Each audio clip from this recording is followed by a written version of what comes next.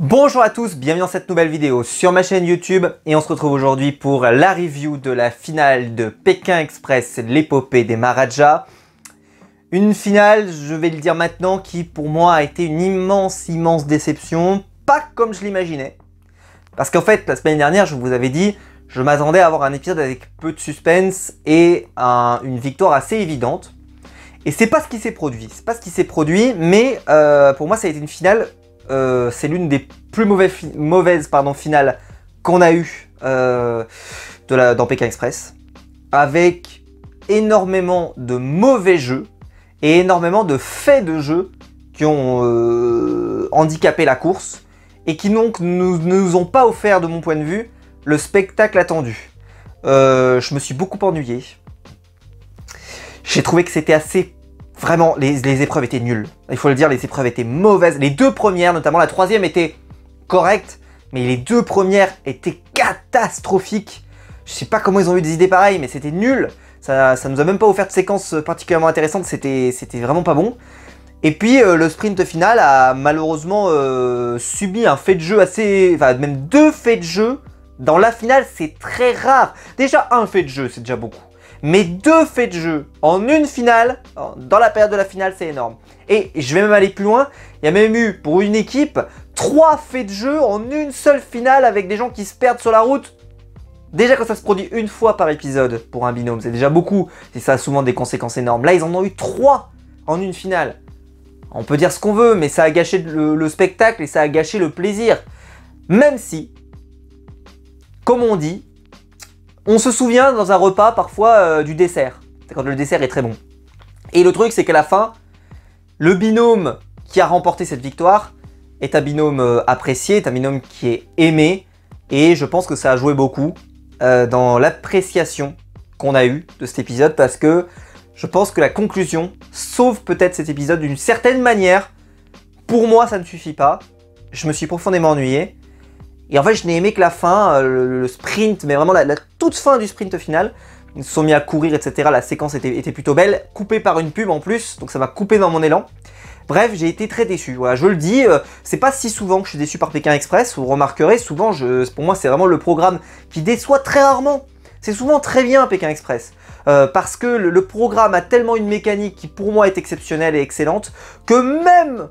une saison avec un casting un peu moyen, etc., on arrive toujours à passer à un bon moment. Et là, je trouve que sur cette finale, on a vraiment eu un nombre de handicaps qui ont fait que l'épisode a pour moi été en dessous. Mais j'ai hâte de vous lire dans les commentaires pour savoir ce que vous en avez pensé, parce que je pense qu'il y a des gens qui ont dû passer à un bon moment, mais parce qu'ils avaient un niveau d'intérêt qui était peut-être différent du mien, et un niveau d'investissement sur Axel et JC qui était différent du mien. Mais je vais revenir là-dessus. Alors, vous connaissez le concept de la finale, on est à New Delhi, et le temps c'est de l'argent. Voilà, il y a 3 sprints intermédiaires dans lesquels vous pouvez récupérer de l'argent de la cagnotte de votre adversaire.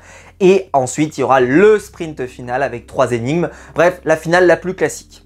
Alors, ce qu'on peut relever en tout cas, c'est que le démarrage commence comme moi je l'imaginais. C'est-à-dire Clément et Emeline qui sont plutôt bons en stop, qui démarrent vite, qui démarrent bien, qui sont les premiers à partir. Et à chaque fois, ça s'est plutôt vérifié. Puis ils arrivent sur une épreuve de pyramide humaine, dans lequel, ensuite, une fois qu'ils sont montés sur la pyramide humaine, ils avaient un talkie pour retrouver, grâce à une photo qu'on décrit, quelqu'un. J'ai trouvé que la séquence a été une catastrophe. Sur le papier, ça rendait peut-être bien, mais alors moi, je me suis profondément ennuyé. La pyramide humaine, c'était ni fait ni à faire. C'était ni fait ni à faire. C'était même...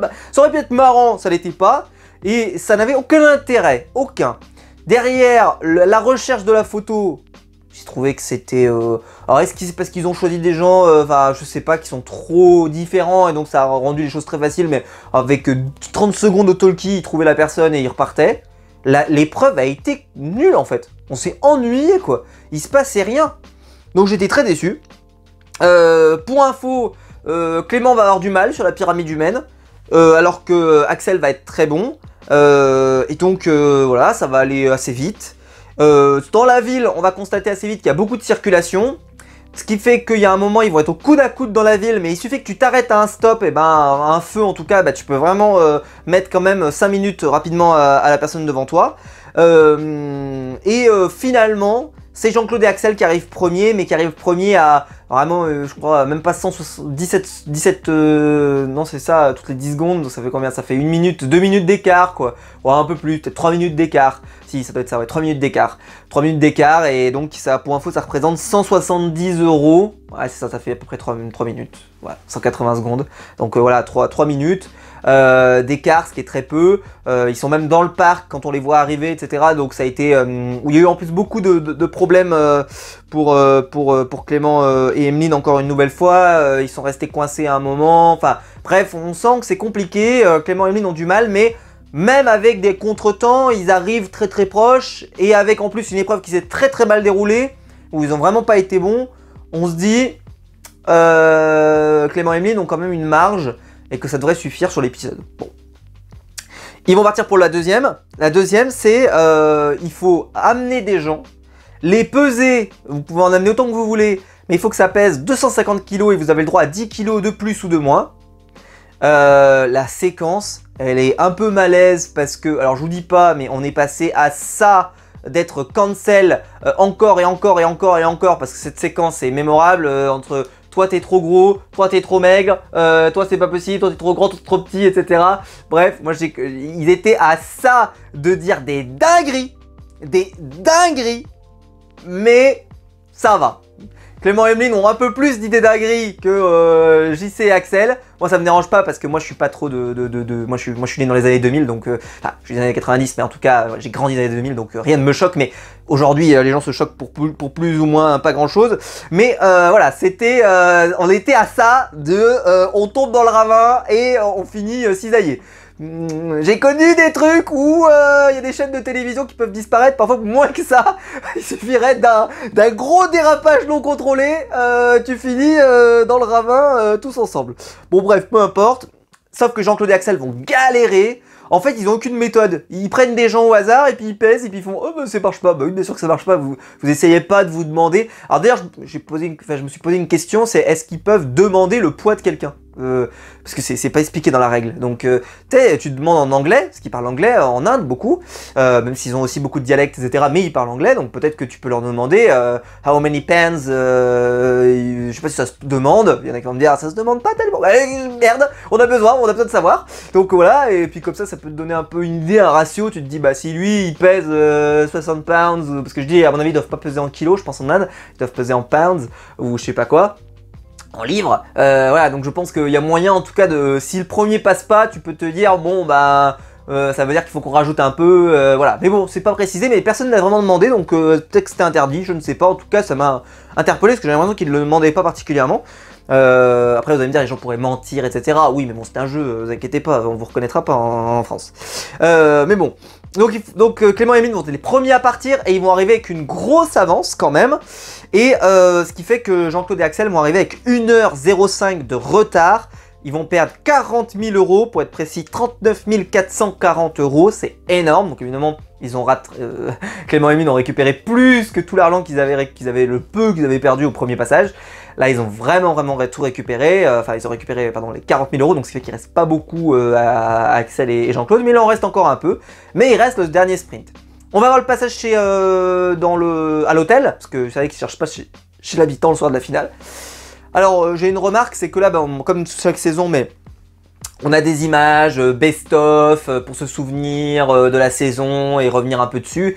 C'est sympa, mais pareil, ça alourdit un peu le montage et ça l'a rendu peu dynamique. Et puis vu qu'en plus, à ce moment-là, les deux premières épreuves ne m'ont pas emballé, les deux sprints ne m'ont pas emballé, je me suis assez ennuyé. La première heure, je l'ai senti passer, j'ai trouvé que c'était très faible. La première épreuve était faible, la deuxième épreuve était faible. On s'ennuie, les sprints sont pas super intéressants, bref, c'est vraiment pas bon. Voilà, de mon point de vue, la première heure était vraiment ratée. On passe à la deuxième heure, et là, on va démarrer la deuxième partie, où c'est une épreuve où il faut faire passer une bille à travers en gros une reconstitution sous forme de maquette du Taj Mahal. Voilà, bon. C'était une épreuve qui avait déjà été faite sur la muraille et tout, donc quelque chose qu'on avait déjà vu, qui c'est vrai peut faire péter un peu des câbles aux gens, et c'est pour moi la meilleure épreuve qu'on a eue de la finale.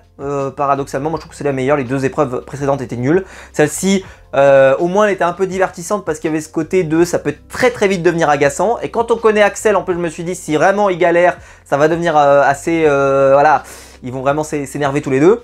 Ça c'est plus ou moins ce qu'on a eu d'ailleurs. Clément et Emeline vont être les premiers à partir et ils vont partir très longtemps avant Axel et Jean-Claude. Et Axel et Jean-Claude ne partiront jamais, en fait ils vont jamais y arriver sur l'épreuve et ils vont perdre donc la totalité de leur argent, la balise va sonner. Mais voilà, moi j'ai bien aimé cette épreuve, je l'ai trouvé bien parce que même Clément et Emeline ont galéré, hein, je crois qu'ils ont mis je sais pas combien de temps avant de réussir à faire passer la bille. Mais c'est vraiment un truc qui avec le stress, la pression, etc. Moi c'est quelque chose que j'aime bien. Dans ce genre de configuration, c'est un peu comme les dominos, c'est un peu des trucs comme ça. Les deux premières épreuves, je les ai trouvées hors de propos en fait, pas du tout, ni intéressantes, ni... Enfin vraiment c'était les séquences, enfin ça n'a offert aucune séquence intéressante, bref je me suis profondément, mais profondément ennuyé. Et donc là ils récupèrent les 100 000 euros. Donc, Axel et Jean-Claude jouent pour la gloire, pour la victoire, et Clément et Emeline jouent pour les 100 000 balles. Ce serait pas la première fois qu'on aurait un binôme qui perd tout son argent alors qu'il est nettement devant. Donc, ben, ça démarre plutôt bien. Clément et Emeline partent au premier stop. Ils arrivent à l'endroit de la première énigme, avant Axel et Jean-Claude. Le stop se démarre pas trop mal. Et puis là, donc, ils arrivent à répondre à la première question. Axel et Jean-Claude aussi d'ailleurs. Et ils prennent une voiture. Et là, le drame, ils se sont trompés de chemin, la personne s'est trompée. Et d'habitude, pour ceux qui connaissent la finale se déroule en pleine ville. Et donc, les distances, ils se croisent assez facilement parce que les distances sont assez courtes.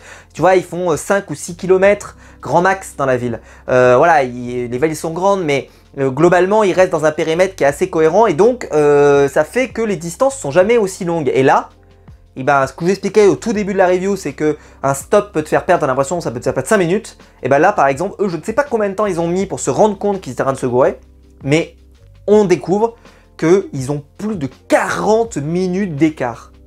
40 minutes. Quand on regarde ce qui se passe au sprint final, où l'arrivée du binôme qui arrive derrière est souvent assez courte, il y a vraiment un tout petit décalage, bah... Tu te dis 40 minutes, c'est foutu en fait. Clément et Emeline ne doivent jamais pouvoir revenir. 40 minutes, c'est beaucoup trop. Et d'ailleurs, Stéphane semble totalement défaitiste. Très très vite. Ce qui m'a d'ailleurs un peu alors, il m'a pris à contre-pied, parce que je trouvais qu'il en faisait tellement des caisses pour dire que Clément et Emeline c'était foutu, que je me suis dit c'est qu'ils vont revenir et ils vont gagner. Bon, ils vont bien revenir mais ils vont pas gagner. Mais parce qu'en fait il en faisait des caisses pour expliquer, il disait mais c'était même si Axel et Jean-Claude ont du mal etc, peu importe, mais en vrai il y a tellement une avance énorme, inédite dans la finale. Il a dit j'ai du jamais vu, ça il est plus fiable à mon avis que Denis sur ce genre de cas, parce que Denis nous balance des fois des c'est jamais vu et puis en vrai non. Mais là c'est vrai que de mémoire, hein, depuis que ce format de la finale, parce qu'évidemment dans les saisons les plus anciennes il n'y avait pas ce format de la finale, donc c'était pas exactement comme ça. Enfin si, il y a tout ça, je dis ça, mais il y a toujours eu le sprint final de cette manière. Donc si je me corrige, il y a toujours eu le sprint final de cette manière, mais pas toujours exactement comme ça.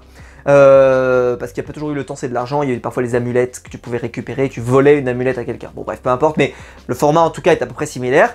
Donc on peut comparer, on peut en tout cas faire des comparaisons. Et ce qu'on constate, c'est que 40 minutes, normalement, ça te met dans le sac dans la finale. Parce que quand on regarde, souvent ils arrivent à 10 minutes d'écart. Et c'est un gros écart déjà. Même à 5 minutes, c'est déjà beaucoup. Là, parce que c'est un sprint dans une ville où les écarts sont faibles, etc. Et là, ils vont prendre 40 minutes dans le sac. Donc, quand j'ai entendu à l'image 40 minutes, j'ai dit, ils reviennent pas normalement. Et là, Axel et Jean-Claude se retrouvent coincés alors qu'ils ont répondu à la deuxième question. Donc, ils sont 40 minutes d'avance et ils ont répondu à la deuxième question en plus. Oh, tu te dis, mais c'est fini, c'est terminé. Et là, ils n'arrivent pas à repartir. Ils n'arrivent pas à repartir. Alors, je me suis dit, ils sont bloqués à un endroit, personne ne les prend. Il y a beaucoup de circulation, c'est un peu le bazar. Pourquoi ils se disent pas, on va changer de rue, on va aller un peu plus loin? Parce que, si on prend l'idée que à Clément et Emeline sont restés, il y a 40 minutes. Ça veut dire qu'ils sont restés 40 minutes à faire du stop à cet endroit-là sans que ça marche. Ça me paraît beaucoup. Ça me paraît beaucoup. Moi, je me serais déplacé. Si après 10 minutes, t'es là, si ça marche pas, surtout là, en plus, tu ne vois pas Clément et Emeline. Tu sais pas où ils sont. Donc c'est quand même, je pense qu'il y a une forme d'inquiétude qui s'installe. Et j'ai l'impression qu'ils sont restés sur place et ils se sont vraiment battus pour au final réussir évidemment à trouver une voiture, mais après très longtemps. Et ce qui fait que, quand ils vont finir par trouver une voiture, Clément et Emeline arrivent à l'étape 2. Donc en fait, ils ont rattrapé, ça veut dire qu'ils sont vraiment restés très longtemps bloqués à un endroit. Alors on va me dire, bah tu parles d'effet de jeu. Peut-être parce que tu es moins fan de Axel et JC, alors que c'est pas vrai en plus, je les ai toujours défendus ici. C'est juste que moi, pour moi, c'était pas la finale que j'espérais, mais voilà, c'est une parenthèse refermée. Et je pense que j'ai eu quand même raison, je pense qu'on aurait eu une autre finale si Clément et Emeline avaient été à leur niveau. Et parce que pour moi, ils l'ont pas été, donc ils ont été à bien inférieurs à leur niveau, et les faits de jeu ne les ont pas aidés. Mais c'est vrai qu'on peut se dire, oui, là, il y a eu aussi un fait de jeu, c'est qu'ils sont restés longtemps là. Oui, sauf que là, c'est pas un fait de jeu. Là, tu es responsable de ce problème. Quand c'est un conducteur qui t'amène n'importe où, enfin qui se trompe et qui se gourre, là tu y es pour rien, tu lui as donné une bonne indication, le mec il a décidé d'aller au bar, c'est de sa faute. C'est comme quand y a eu des mecs des fois, au final ils décident de s'arrêter, d'aller à la supérette, etc. Enfin, tu sais, on a eu des trucs un peu comme ça, des dingueries. Là, ils y sont entre guillemets pour rien. Alors on pourrait se dire, si, c'est parce qu'ils se sont mal exprimés, etc. Non, bah vraiment, là on verra sur l'épisode, il y a même eu le mec, il a son GPS pour nous emmener au endroit, et le mec décide de sortir à la mauvaise sortie. Enfin bref, ils ont eu un enchaînement, on en reparle, mais vraiment de catastrophe. Alors que là t'es dans la rue, t'es coincé, il y a énormément de véhicules, là c'est faire quoi, c'est ta responsabilité de pas avoir repris un véhicule. T'es pas responsable du fait que des autres, t'es pas pris quoi. Pour moi c'est pas pareil. Là vraiment ils ont été impactés par des vrais faits de jeu, des gros faits de jeu Clément et Emeline. Ce qui fait donc qu'on se retrouve à égalité à la troisième étape. Parce que Clément et Emeline, pour info, à la deuxième, ils vont se tromper, hein, ils vont pas réussir à rattraper, donc en plus, ils perdent encore 3 minutes. Et Axel et Jean-Claude se trompent à la question 3. Alors que Clément et Emeline, eux, y arrivent, voilà. Et donc, on se retrouve ils sont à égalité à ce moment-là, à l'étape 3. Donc c'est bien parce que ça relance le suspense, alors que le suspense semblait condamné, mais je trouvais que Stéphane en faisait tellement des caisses que tu te disais, là il est en train de nous condamner le suspense, en fait il ne fait pas monter la hype Stéphane. Il est en train de dire, c'est foutu, c'est fini, c'est terminé, Clément et Emeline ne reviendront pas. Et donc ça a tué ma hype aussi un peu, parce que j'étais tellement à force de te bourrer le bout, de te dire, mais ne vous investissez plus, parce que de toute façon la finale est foutue, que de mon côté ça a eu cet effet un peu de, bah si c'est foutu quoi, on va arrêter là. Bon, et on se retrouve avec Clément et Emeline qui partent, Axel et Jean-Claude qui partent à peu près en même temps. Et encore une fois, fait de jeu, Clément et Emeline, le mec s'est trompé de route, alors qu'il a mis son GPS, hein, il s'est trompé de route, il n'est pas sorti au bon endroit, donc il constate qu'ils se sont trompés, donc ils descendent de la voiture, ils essaient de faire du stop à un endroit pas favorable, le mec se rend compte qu'il a fait une connerie, il les reprend en voiture, mais donc il a fait une connerie, et si c'est comme, moi j'ai déjà eu le problème cet été quand je suis parti en vacances, j'ai raté une sortie d'autoroute, et pour info, ma sortie d'autoroute m'a rajouté 10 minutes de trajet, on va dire 10-12 minutes de trajet, parce qu'il a fallu que je ressorte à un péage, je revienne, oui je sais, c'est dingue, j'ai payé 1 € pour rien, mais bon, peu importe, c'est ma vie. Et donc le mec, il les a handicapés, et je sais qu'on peut perdre, tu vois, là déjà, moi j'avais perdu 10 minutes. Et il n'y avait pas la circulation qui est à nous délit, hein, c'était dans une portion d'autoroute de base, quoi. Donc, 15 000, n'importe quoi, ça peut être 15 minutes, pardon, 20 minutes, ça peut aller très vite avec la circulation. Et donc Clément et Emeline, en fait on les reverra pas. Et alors ce que j'ai bien aimé, et là c'est le seul point positif que j'ai trouvé, c'est que le sprint final, le moment où ils se mettent à courir, je sais pas comment ils se sont démerdés, mais bravo. Je trouve qu'ils ont réussi vachement à nous faire monter le suspense. Mais ça a été les 5 dernières minutes, les 10 dernières minutes, grand max. Et en plus, il y a eu la pub au milieu.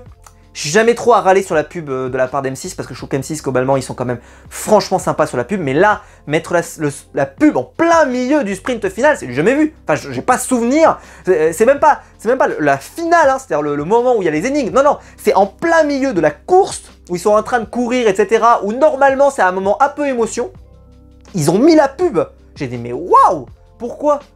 Mettez-la plus tôt. En fait, la première pub est arrivée super tard de mémoire. Elle est arrivée très tard. Je pense qu'ils auraient dû la mettre paradoxalement peut-être un peu plus tôt que d'habitude, parce que là, les deux pubs, j'ai l'impression qu'elles se sont enchaînées. J'ai pas regardé, j'ai pas noté les timecodes, mais j'ai l'impression que les deux pubs, elles ont dû s'enchaîner en moins de 25-30 minutes, je pense. Et ça, c'est pas bien. C'est pas bien du tout. Enfin bref, parce que moi je suis pas contre la pub, mais je pense qu'il faut qu'elle soit placée correctement. Et là je pense qu'elle a été mal placée. Donc bref, ça va faire pour tomber ma hype, je repars dedans, et ben j'ai pas surkiffé. Voilà. Mais, je redis, ce que j'ai bien aimé, c'est qu'ils arrivaient bien à masquer le fait que ce soit Axel et Jean-Claude qui soient devant. Parce qu'à un moment, il y a Axel qui dit ah mais je les entends crier là-bas, ils sont arrivés, c'est sûr qu'ils sont arrivés. Même moi, ça a réussi un peu à me persuader qu'ils étaient arrivés. Et puis bah non, il arrive et il voit que le drap n'est pas déchiré quoi. Et ils arrivent, ils se jettent, avec Jean-Claude qui se jette, ils arrivent, ils ont du mal à courir, mais JC donne tout, et c'est très beau, la scène est magnifique, hein, il faut le dire, mais coupé par la pub c'est dommage, parce que ça a rendu moins beau que ce que c'était. Puis ils ont gagné, donc ils gagnent 0 €, mais ils gagnent Pékin Express, c'est beau. Et Clément et Emeline perdent 100 000 €, c'est terrible. Et ils arrivent quelques minutes après, il n'y a pas un énorme écart parce que ils entendent Clément et Emeline, Axel et Jean-Claude qui ont gagné, de mémoire, hein. Et donc on sent qu'il n'y a pas eu un énorme écart, mais quand même, et quand on sait le nombre de faits de jeu qu'il y a eu contre Clément et Emeline, on se dit que la finale, elle aurait dû tourner dans une... Et d'ailleurs, on le sent, je ne sais pas si vous avez senti, mais Emeline, elle n'est pas déçue d'avoir perdu. Parce que perdre, tu perds, c'est comme ça, c'est le jeu. Et je pense qu'elle est déçue d'avoir perdu parce qu'elle dit, elle le dit très très vite, hein. Elle dit on a été mauvais. C'est pas, on peut pas en vouloir à Axel et Jean-Claude, tu vois. Parce qu'Axel et Jean-Claude, ils ont fait leur course, ils ont fait leur jeu. Nous, on a été nuls. On a été nuls. Et ils ont été nuls au pire moment. Ils ont été nuls à la finale, au moment où ça compte, au moment où tu gagnes 100 000 balles. C'est terrible. Franchement, c'est terrible. J'étais dégoûté pour eux parce que t'as l'impression que cette finale n'a jamais voulu aller dans leur sens. Jamais. Surtout dans le sprint final, mais même toutes les épreuves, quoi. Entre les gens qui se perdent sur la route, le mec qui dit pas son GPS, franchement c'est hyper rare d'avoir autant de faits de jeu négatifs sur une finale. Ils en ont eu 2 quand même.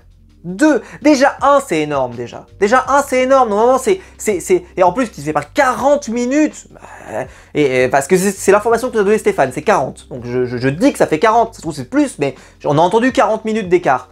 40 minutes d'écart dans une finale comme celle-là, en pleine ville, etc. Normalement, c'est foutu. Et preuve que ils arrivent quand même pas si loin que ça. Donc, c'est dire que pour moi, ils avaient de la marge et que ça s'est vu parce qu'ils ont gagné les 100 000 balles. Enfin, ils ont volé les 100 000 balles à Axel et Jean-Claude. Donc, pour moi, ils avaient vraiment de la marge. Donc, ça a tué la finale pour moi. Mais je suis très content pour Axel et Jean-Claude. J'ai déjà dit, ce binôme, moi je l'aimais bien. J'étais content de... Je sais qu'ils ont été très critiqués, notamment Axel a été très critiqué, donc j'étais content pour eux deux qu'ils remportent la victoire. J'étais content pour eux, mais c'est vrai que ça m'a pas emporté. Ça a jamais réussi, mais vraiment, ils sont pas tous... Les candidats sont pas toujours responsables. Je trouve que les jeux proposés étaient pas bons. Et puis en plus, les faits de jeu touchant Clément et Emeline a complètement tué pour moi cette hype. Et je trouve que on a eu du mal à s'y mettre parce qu'on avait vraiment l'impression que la hype ne montait jamais, elle a monté vraiment à la fin, à la toute fin. C'était un peu tard pour que vraiment je passe un excellent moment. Bref, pour moi c'est une des plus mauvaises finales de l'histoire de Pékin Express. Trop de mauvaises choses, trop de mauvais coups, trop de trous en fait, et à un moment donné on n'y prend plus tellement de plaisir. Et voilà, donc je vous attends en commentaire pour me dire vous ce que vous en avez pensé, parce que je pense qu'en vrai, il y a des gens qui ont aimé. Mais qui ont aimé parce qu'ils ont aimé le résultat. Mais c'est un peu comme quand tu regardes un match de foot et que le match de foot il se termine à 2-0, mais qu'en fait jusqu'à la 90e il y avait 0-0, un infâme 0-0. Et puis dans les 5 dernières minutes, il y a un but sur penalty et un but casquette. Et si tu regardes le résultat, tu te dis waouh, un 2-0, franchement ça a dû être génial. Et puis en fait, bah non, c'était pas génial en fait, hein. Les gens se sont fait chier pendant 90 minutes et ils ont aimé les 5 dernières. Là, je force un peu, parce que c'était pas aussi, parce que moi j'ai bien aimé l'épreuve, la 3e, j'ai bien aimé, mais je trouve quand même sur 2 heures et quelques de programme, la première heure, y a rien à sauver quoi, c'était nul, ça nous a offert aucune séquence, c'était pitoyable, et même le sprint, malheureusement, là, on m'a gâché mon plaisir. Voilà, je pense que, je sais pas comment je vais l'appeler cette vidéo, parce que j'ai qu'une peur, c'est quand même les titres soient trop spoilants. Donc il faudra que je trouve quelque chose, c'est que je vais l'appeler la banqueroute peut-être, je sais pas, je vais voir, parce que ça peut être intéressant, parce que la banqueroute sous-entendrait que y a quelqu'un qui a perdu tout son argent, mais en même temps ça sous-entend aussi que voilà, il y a un groupe qui a perdu tout le pognon, mais en fait ils peuvent très bien gagner à la fin, etc. Donc on va voir, je vais voir ce que je vais mettre, mais bon, c'était voilà, la grosse déception. Personnellement, je trouve que c'est une finale pas du tout à la hauteur de l'événement et une finale très très décevante. C'est mon avis. Mais je pense qu'il y a des gens qui ont dû aimer. Mais qui ont plus aimé le résultat que la finale. Dites-le moi dans les commentaires. pour me confirmer mon impression. J'espère que la vidéo vous aura plu, si c'est le cas vous pouvez la liker, vous abonner et vous la partager évidemment. Je vous attends en commentaire pour me discuter ce que vous avez pensé de cette finale de Pékin Express. On se retrouve très vite pour des nouvelles vidéos sur ma chaîne YouTube. Ciao!